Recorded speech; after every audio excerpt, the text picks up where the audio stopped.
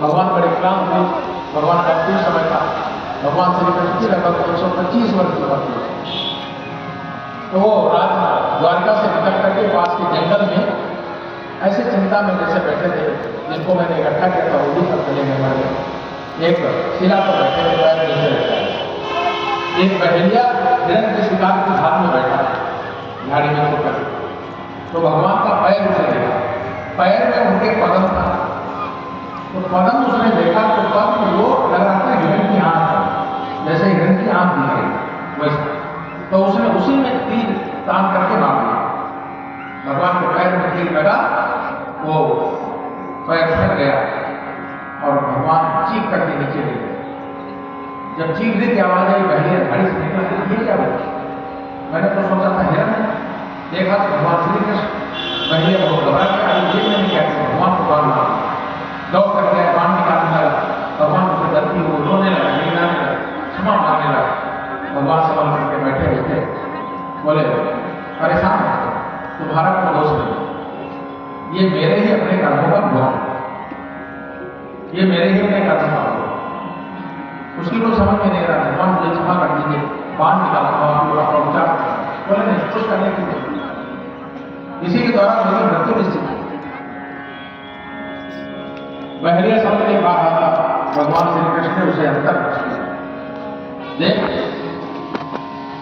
ये मेरे ही अपने कर्म का भोग, मैंने भी तुझे छिप करके मारा। अंतर दृष्टि दी बहेलिया ने, देखा कि वो बहेलिया की जगह बाली था। और भगवान श्री कृष्ण देखा कि वहां बैठे भगवान राम मुस्कुराए। त्रेता युग में जब राम के रूप में आया था तो मैंने भी तुझे छिप करके बाण मारा था और उससे तेरी मृत्यु हुई थी। वही कर्म का भोग बाकी था जो तूने मुझे बाण मारा और उसी से मेरी मृत्यु।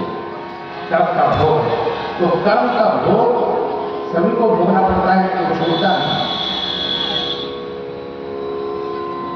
जो भी हम करते हैं वो काम भोगना पड़ता है। इसलिए कहा जाता है जो भी करे वो बड़ा समझते हैं। भगवान श्री कृष्ण कहते हैं यज्ञ आत्मा कर्म लोकोयम कर्म करना। संसार के जितने भी कर्म हम करते हैं वो बंधन बन जाते हैं और जब तक उनका भोग न भोग ले तब तक नष्ट नहीं होते। लेकिन ये उसी श्लोक में कहते हैं प्रदर्थम कर्म बहुते मुक्त सत्ता होना, तब माने होता है परमात्मा। परमात्मा के लिए, भगवान के लिए यज्ञ भाव से, परमार्थ भाव से, त्याग के भाव से वो कर्म किए जाते हैं, वो बंधन नहीं जाते हैं, बल्कि मोक्ष को ले जाते हैं।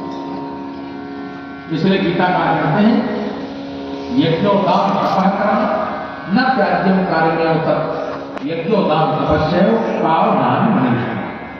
बुद्धिमान मनुष्यों को यज्ञ, दान और तप इनका त्याग नहीं करना चाहिए, क्योंकि यज्ञ, दान, तप ये मनुष्य को पवित्र कर देते हैं और पवित्र हुआ मनुष्य भगवान को प्राप्त होगा, परमात्मा को प्राप्त करेगा। इसलिए यज्ञ हमें श्रेष्ठता की ओर ले जाता है, परमात्मा भाव की ओर ले जाता है।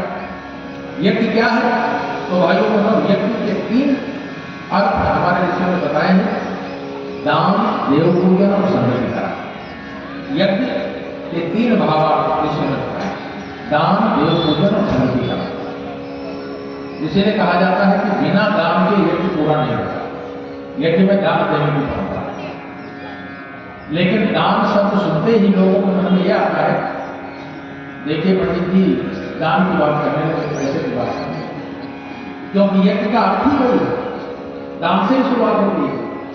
यज्ञ का जो पहला भावार्थ है वो दान है, लेकिन दान किस चीज का? लोग उसको पैसे से अर्थ लगाते हैं, बल्कि दान का अर्थ होता है भगवान ने हमको जो कुछ दिया है उसका एक हम हवन कर रहे हैं 12 बजे के बाद। क्या है भाई बहनों? धन है, साधन है, योग्यता है, प्रतिभा है, श्रम की शक्ति है, जो कुछ हमारे साथ है। जैसे कि हमारी बच्चियां सुबह से लेकर के सारा की तैयारी कर रही है, कैद में मिलता है, ये क्या कर रहे हैं? ये अपने श्रम का दान कर रहे हैं, श्रम का दान कर रहे हैं। इसमें कार्यक्रम में लगे हुए लोग प्रचार प्रसार में समय का दान, कोई अपनी प्रतिभा लगा रहा है, दिमाग लगा रहा है, कैसे